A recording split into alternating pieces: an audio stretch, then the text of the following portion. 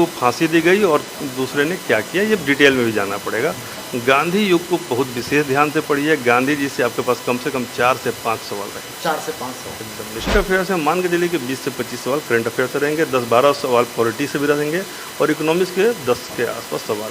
तो अभी हम लोग उपस्थित हैं एग्जाम टूर पर। आपसे बता दें, मैं आ चुका हूं फ्यूचर 100 यानी कि निमेश शुक्ला सर के पास, और ये फ्यूचर 100 का यही तात्पर्य है कि 100 अभ्यर्थियों का बीपीएससी में सिलेक्शन कराना। तो सर से जानेंगे कि जो शिक्षक अभ्यर्थी हैं वो क्या रणनीति रखें, क्योंकि अब मात्र 30 दिन बचा हुआ है। 30 दिन में भी यदि अच्छा से आप तैयारी करते हैं तो आप रिजल्ट के करीब होंगे और इतने बड़ी वैकेंसी में आप एक पद पा लेंगे। यदि आप सही तरीका नहीं अपनाते हैं तो आप पीछे हट जाएंगे। सर, आपका स्वागत है एग्जाम टूर में। धन्यवाद। सर, शिक्षक अभ्यर्थी का पहले ये टेंशन नहीं था क्योंकि डोमिसाइल नीति लागू था, लेकिन जब डोमिसाइल हट गया तो उसके बाद से अभ्यर्थी के मन में ये डर बना हुआ है कि क्या मेरा सिलेक्शन होगा या नहीं होगा। यदि सिलेक्शन के लिए देखा जाए बीपीएससी का जो पैटर्न है उस पर बच्चे अब क्या तैयारी करें, कैसे तैयारी करें, मात्र 30 दिन बचा हुआ है।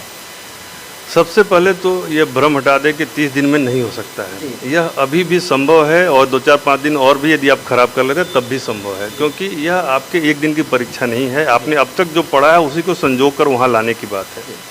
शिक्षक अभ्यर्थी के लिए बड़ा ही कैटेगोरिक तौर से सिलेबस दिया बीपीएससी ने, और ये पहली बार बीपीएससी के थ्रू इतने बड़े पैमाने पर हो रहा है। तो इसमें बीपीएससी का जो टैग लगेगा ना, ये आपके लिए आजीवन एक गर्व का विषय होगा। जो भी लोग क्वालिफाई करेंगे गर्व का विषय होगा। तो इसलिए ज़रूरी है कि जो थोड़ा मेहनत कर सकते हैं थोड़ा सा उससे ज़्यादा करें, थकने के बाद भी थोड़ा सा और मेहनत करें। और यही 20-25 दिन आपके पास मैक्सिमम 1 महीना बचा है। अब इसमें जो उनका सिलेबस है उसमें देखिएगा, सामान्य जागरूकता एक शब्द है। जब सामान्य जागरूकता शब्द आ गया ना तो आप सिलेबस को देखना बंद कर दीजिए, क्योंकि सामान्य जागरूकता अपने आप में व्यापक है। सामान्य जागरूकता में आपको यह भी जानना है कि पलासी का पहला युद्ध कब हुआ था, पलासी का युद्ध कब हुआ था। सामान्य जागरूकता में आपको यह भी जानना है कि वर्तमान में भारत के सामने कौन कौन सी समस्याएं हैं। सामान्य जागरूकता एक बहुत ही व्यापक चीज़ है। अंतरिक्ष में पहली बार कौन गया यह जानना भी सामान्य जागरूकता है, और वर्तमान में अंतरिक्ष में कौन कौन से अभियान चल रहे हैं यह जानना भी सामान्य जागरूकता है। उसी तरीके से सामान्य जागरूकता में भारत के लोकसभा का पहला अध्यक्ष कौन थे यह भी सामान्य जागरूकता है, और वर्तमान में लोकसभा में कौन कौन सी समस्याएं आई हैं, राहुल गांधी को क्यों सदस्यता रद्द किया गया यह भी सामान्य जागरूकता है। ओशन गेट क्यों डूब गया यह भी सामान्य जागरूकता है, और टाइटैनिक क्यों डूबा था यह भी सामान्य जागरूकता है। तो हमारा कहना है कि जब सामान्य जागरूकता है ही तो आपको सब कुछ पढ़ना है। अब आइए विषयवार। तो विषयवार यदि देखेंगे तो इतिहास में स्पष्ट रूप से ज़्यादा फोकस है भारतीय स्वतंत्रता संघर्ष पर। तो हमारा कहना है कि 1857 से 1947 तक 90 साल के इतिहास को एकदम बारीकी से पढ़ लीजिए, आपका काम 30% हो जाएगा, क्योंकि 20 से 25 सवाल इतिहास से आएंगे। ठीक है। यूपीएससी बीपीएससी का एक ट्रेंड रहा है कि वह 10 से 15 सवाल 120 का है तो 10 से 15 सवाल वो मैथ और रीजनिंग का आपसे पूछेगा। आप ये भ्रम में नहीं रहिए कि 30 सवाल पूछेगा, यह बहुत होगा तो 12 से 15 सवाल होंगे। बीपीएससी के क्वेश्चन बैंक का पैटर्न साइंस पे ज़्यादा फोकस करता है, जो कि 150 में 30 होता था तो 120 में 25 मान के चलिए, जिसमें बायोलॉजी के प्रश्न ज़्यादा रहने की संभावना है।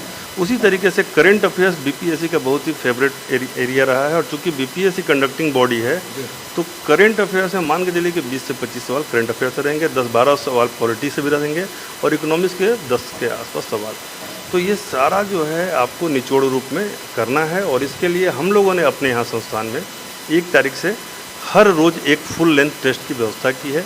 तो जो लोग आपके चैनल को देख रहे हैं चाहें तो हमारा यह मार्गदर्शन ले सकते हैं, यह उनके लिए काफ़ी लाभदायक रहेगा।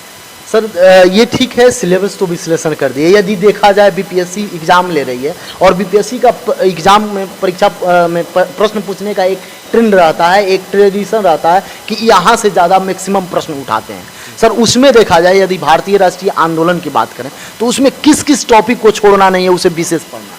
देखिए, भारतीय राष्ट्रीय आंदोलन जो है वह 3 खंडों में बटा है, आपको पता ही है। 1885 से 1905, 1905 से 15, और 15 के बाद गांधीयन एरा आ जाता है पूरी तरीके से।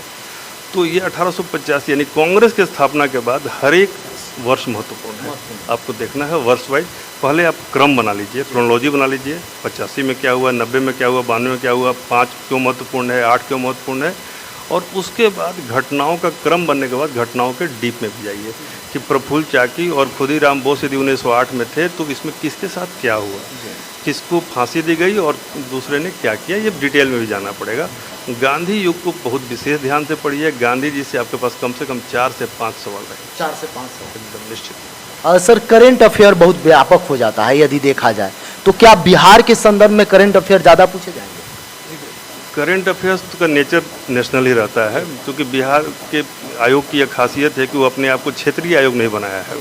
हमेशा से बीपीएससी ने क्वेश्चन पूछने के मामले में उदारता दर्शाया है, तो यह राष्ट्रीय नेचर का ही रहेगा। हाँ, बिहार संबंधी 2-4 सवाल जरूर रहेंगे वो, लेकिन ज़्यादा नहीं रहेंगे। बिहार संबंधी 5 सवाल बहुत सारे अभ्यर्थी 1 to 5 वाले जो अभ्यर्थी हैं, चूंकि बाहर से जो भी बच्चे भरे हैं वो 1 to 5 के लिए फाइट करेंगे, तो उनको ये अंदर से डर बन रहा है कि अब जो ये 30 दिन बचा हुआ है, यदि सभी पेपर देखा जाए तो 14 पेपर हो जाएंगे। सबको यदि ऐड कर दिया जाए शिक्षक अभ्यर्थी के पेपर में तो 14 पेपर हो जा रहे हैं। उसमें सर अब लास्ट रूप में जो ये समय है, क्या नया पढ़ें या केवल रिवीजन करें? ये सबसे पहले तो भाषा पढ़िए, भाषा पढ़ना लैंग्वेज पढ़िए, इंग्लिश और हिंदी, और ख़ास करके हिंदी। क्यों? क्योंकि देखिए, यदि आप ये क्वालिफाई नहीं कर पाएंगे ना, तो आगे का पेपर चेक ही नहीं होगा। कितना भी आपने जीएस में स्कोर कर दिया, दीज आर क्वालिफाइंग। तो आप हिंदी इंग्लिश क्वालिफाई कीजिए, दोनों मिलाकर। और हिंदी का स्तर, जैसा कि आयोग के अध्यक्ष ने मतलब हिंट भी दिया है कि इसका लेवल एक अप रहेगा, तो आप उस पर फोकस कीजिए, उसकी क्वालिटी को बढ़ा के पढ़िए। और बेसिक संज्ञा, सर्वनाम, विशेषण और जो गलत और सही प्रयोग है, अनुलोम विलोम और उपसर्ग प्रत्यय, इन चीज़ों पे ध्यान दीजिए, संधि वगैरह समास पर। ठीक है ना सर? जो शिक्षक अभ्यर्थी आपको देख रहे हैं, सुन रहे हैं, उनके लिए आपका 30 दिन का क्या संदेश होगा? अभ्यर्थी क्या करें? 30 दिन जो है भूल जाइए कि हमको और कुछ करना है। सोने, खाने पीने, जो बेसिक कोर के अलावा केवल पढ़िए। और पढ़ने में आप ये ध्यान रखिए कि कम से कम 2 सेट रोज़ मारना है आपको। 2 सेट, एक सुबह में सेट मारिए, एक रात में सेट मारिए। और दिन में जो है इस सेट का विश्लेषण करने के आधार पर सवालों का जवाब टेक्स्ट से खोजिए। ठीक है? बेसिक जो है, जैसे कम से कम 2 से 3 सब्जेक्ट को रोज़ पढ़िए। 2-2 घंटा यदि पढ़ रहे हैं तो 6 घंटे पढ़ रहे हैं तो 3 सब्जेक्ट पढ़िए, नहीं कि एक ही सब्जेक्ट को 6 घंटे मत पढ़िए। ठीक है ना? आप 2-2 घंटे 3 सब्जेक्ट पढ़िए और सेट 2 मारिए। डेली सेट मारना बहुत ही ज़रूरी है, और यही सबसे बड़ी निर्णायक कुंजी है। सेट प्रैक्टिस निर्णायक। देखिए, होता क्या है ना कि हमारे दिमाग में चैम्बर्स होते हैं। हमने बहुत सारी चीज़ें पढ़ ली, जब क्वेश्चन पढ़ते हैं तो वो चैम्बर बाइफरकेट करता है कि यहाँ से ये सवाल आएगा, यहाँ से ये सवाल नहीं आएगा। इसलिए सेट प्रैक्टिस का महत्व बहुत ही ज़्यादा है। सर, एक लास्ट प्रश्न होगा। अभ्यर्थी के मन में ये टेंशन चलता है, बहुत सारे अभ्यर्थी होते हैं जो कोचिंग क्लास में या कहीं भी बहुत बेहतर करते हैं, बहुत अच्छा करते हैं, लेकिन जब एग्जामिनेशन हॉल में जाते हैं, जब वहाँ जाते हैं तो उसका प्रेशर हावी हो जाते हैं। उस प्रेशर से कैसे बचें? देखिए, एग्जामिनेशन का प्रेशर होना स्वाभाविक है। विद्यार्थी लंबे समय से मेहनत करता है, बेरोजगारी का दबाव बहुत ज़्यादा है। बिहार जनसंख्या घनत्व में देश में सबसे ऊपर है और साक्षरता में सबसे नीचे है।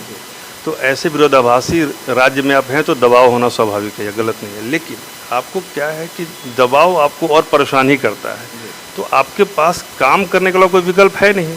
तो ऐसे में आप फोकस कीजिए, फर्स्ट थिंग फर्स्ट। एक थ्योरी है, फर्स्ट थिंग फर्स्ट, जो सामने है उसे फोकस कीजिए। और सामने परीक्षा है, बढ़िया नींद लीजिए, सिंपल भोजन कीजिए। ये सब तैयारी के तरीका है। ये नहीं कि आपने ऐसा गड़बड़ सड़बड़ खा लिया कि जाके वहाँ पर आप उल्टी कर रहे हैं। वहाँ उल्टी भी करना है तो ज्ञान की उल्टी करना है। तो आप बेसिक खाना खाइए, नींद लीजिए, थोड़ा बहुत आप यदि दवाइयाँ लेते हैं गैस वगैरह की, क्योंकि उस समय ये सब भी होता है, ये सब कीजिए। और वहाँ किसी से बहस में मत पड़िए। बहस में नहीं। हाँ, एग्जामिनेशन हॉल में बहुत विद्यार्थियों को हमने देखा है कि वो अपने आप को तेज़ बनने लगते हैं। तेज़ मत बनिए, बेवकूफ़ बने रहिए और फोकस बनाए रखिए। किसी से बातचीत मत कीजिए, अपना कंसंट्रेशन को मैक्सिमम लेवल पर रखिए। और हर 10 मिनट 15 मिनट बाद अपने आप को फिर से रिग्रुप कीजिए। एग्जामिनेशन हॉल में जाने के बाद बेंच के आगे वाले भाग में बैठिए और फोकस अपना एकदम क्वेश्चन पे फोकस कीजिए। कौन क्या कर रहा है, कौन क्या बोल रहा है, क्या शोरगुल है, इस सबसे अलग हटके। और अंतिम समय तक पढ़ने को मैं बहुत अच्छा नहीं मानता। आप 10 मिनट पढ़ के 1 घंटा लास्ट में पढ़ के कुछ नहीं कर सकते हैं। यदि आपने पहले नहीं पढ़ा है तो अपने आप को संयत करें, संयमित करके आप परीक्षा दें। सर, सब बता दिए। दिक्कत यही होता है जो आप लास्ट में पॉइंट बताए। बच्चे क्या सोचते हैं कि अभी घुसना है, 10 मिनट 15 मिनट लेट करके घुसे। मैं कई एक बार देखा हूँ एग्जामिनेशन हॉल में, मैं हाँ सेंटर पर पहले चल जाते हैं, लेकिन पढ़ने लगते हैं और जब वहाँ जाते हैं तो उनका एग्जाम खराब होता है। ये कितना घातक होता है? बहुत घातक है। हम देखे हैं सेंटर पे कई बार हमको जाने का अवसर मिलता है, बच्चे दौड़ के जा रहे हैं, जबकि उन बच्चों को मैंने 1 घंटा पहले वहाँ देखा। तो उस बीच में वो क्या कर रहे थे। तो ये परीक्षा को सीरियसली नहीं लेना भी आपकी तैयारी की कमी दर्शाता है। परीक्षा में आपका कोई डॉक्यूमेंट छूट जाना यह भी दर्शाता है कि आप तैयार नहीं हैं। तो ये एक पक्षीय नहीं है, बहुपक्षीय है। तो इन चीज़ों को यदि आप सुन रहे हैं तो इन चीज़ों को ठीक कर लें और वहाँ पहले जाएं, शांत संयत रहें और फोकस होकर परीक्षा दें। क्रॉस चेक कर लें कि रोल नंबर या बाकी जो OMR पे जो चीज़ें हैं वो गलत नहीं भरी हैं। जो भी अभ्यर्थी शिक्षक अभ्यर्थी हैं, यदि वीडियो देख रहे हैं तो आपको इसके अलावा किसी भी प्रकार का कोई प्रश्न लगे कि छूट गया है, सर से मैं नहीं पूछ पाया हूं, आप जरूर कमेंट बॉक्स में कमेंट कीजिए।